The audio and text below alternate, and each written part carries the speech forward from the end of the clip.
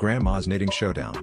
So last Saturday, my family decided it was time to host our first ever family talent show. You know, to bring us together and foster healthy competition, or at least that's what my overly enthusiastic Aunt Linda said while handing out glittery invitation cards at the breakfast table. Everyone got really into it. My cousin Tom started practicing the ukulele, my sister dusted off her old tap shoes, and even Dad hinted at a dramatic reading of his favorite lawnmower instruction manual. Naturally, nobody asked Grandma what her act would be. She just smiled mysteriously and kept knitting at her usual warp speed, needles clicking like a caffeinated woodpecker. The night of the show, the living room transformed into a stage, complete with a red scarf curtain, thanks to Grandma, obviously. Acts came and went. Tom's ukulele solo was interrupted by his pet hamster, my sister's tap shoes left marks on the hardwood, and Dad's reading put half the audience to sleep. Finally, it was Grandma's turn.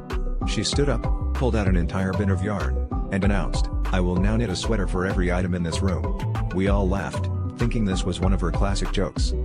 But then, before we could blink, Grandma was a blur of motion. She started with the couch, whip, whip, purl, purl, and suddenly, it was wearing a chunky cable knit. The TV stand got a turtleneck, the lamp looked like it was ready for a ski trip, and the coffee table was rocking a snazzy Argyle number. Even the remote control wasn't spared. By the time I tried to change the channel, it was trapped in a little knitted mitten. The room looked less like a living room and more like a woolly fashion show for IKEA furniture. By the end, everyone was speechless, wrapped in layers of acrylic and disbelief.